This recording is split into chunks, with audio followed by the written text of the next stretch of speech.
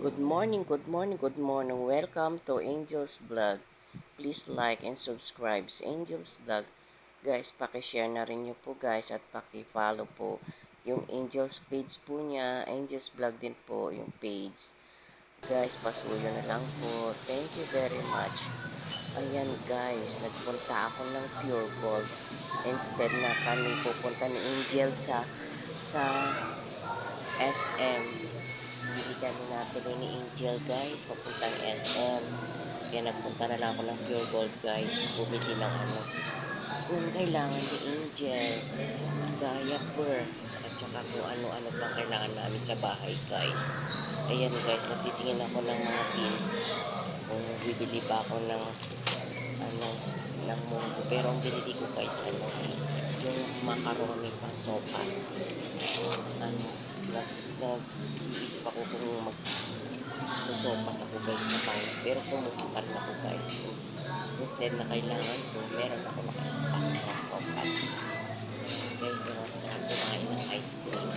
Pero kung nagpili na tayo guys, naka tayo sa budget, na extra budget ng ice cream. Ano guys, so sa sarap ng mga prutas. Mahilig kasi ako guys sa prutas. So, dahil yan guys. Iisip ko guys, magkukunin ko yung prutas na yan, yung mix na prutas na yan. Kaso nga lang, hindi na siya kasi guys, na na siya, na-prepared na ba siya, napalatan na guys. Ready to eat na lang, ugasan mo. Mas trip ko kasi guys, yung mas gusto ko yung may pa siya, may balat, yung buo pa. Gusto ko yung ako yung nagbabalat, naghihiwa, gano'n, nagcha-chop-chop. Ayan, kumuha rin ako ng chop-chop ng na, yung mixed vegetable, yung hiwa-hiwa na pa. Kasi mas mura siya guys, pag nakakatipid ka. Yung yung mixed vegetable na nakaprepare na ako. Kaysa yung individual na kukunin mo guys. Kasi napakamahal ng ngayon guys, bilihin na gulay.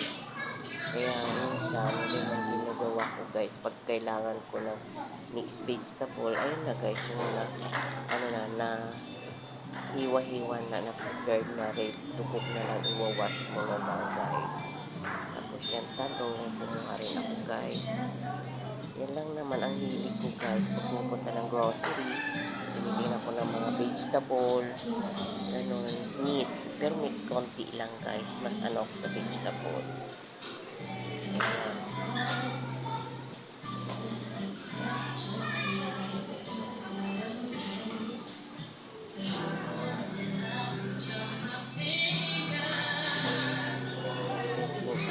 Pa kung saan pa ako pupunta guys. Kasi syempre gusto ko bago ako umikot guys. Alam ko yung ikutan ko na. Sure na ako'y bibili mo. Hindi lang umiikot na lang umiikot. Ay hindi. Sayang yung hours ba guys. Ayan guys. So yung papaya. Yan. Naalala ko tuloy guys nung nagpapaaral pa ako nung nag-aaral pa yung aking mga anak, maliliit pa sila. Ang binibili kong toothpaste lang is maliliit kasi dinabudget ko ngayong pera for now. At di na ako nagpapaaral, wala na akong pinapaaral na anak at nakapagtapos na sila. Ayan guys, malalaking toothpaste na ang binibili ko, yung double ang laman na. Sa isang box ay dalawa na ang laman. Tapos yan, Listerine. Noon ganyan lang kalit ang kinukuha ko guys. Ngayon malaki-laki na guys. Kasi syempre wala na akong pinapaaral. Kaya nakaka-budget na ba ng big size na ng mga bilihin. Ayun lang naman po guys. Kasi guys, kailangan natin sa everyday needs natin yan. Yung toothpaste, yung needs natin yan guys everyday, hindi pwede mawala guys. Tapos kung gusto mo ng fresh na fresh mouth, kailangan natin ng pangmumog guys. Kailangan natin yan guys, every day natin needs yan. Kaya mga binibili ko guys, yung daily needs lang talaga, yung Talagang kailangan na kailangan natin.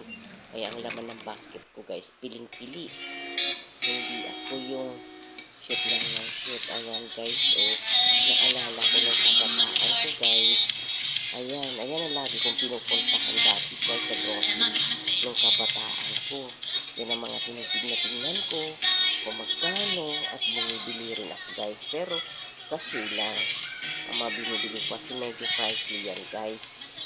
Ngayon, hanggang tingin na lang ako kasi parang hindi ko na sila trip. Kumbaga hindi naman sa trip, kumbaga hindi ko na siya baga hindi ko na siya kahiligan. Siguro na na ako, pass na ba, pass sa age ko, ganon. Pero noon talaga guys, yan mga ginagamit ko yan, mga ganyan sa cake, mga yan mga ko lagi kong binibili pagka sweldo ko noon. For now, di na guys.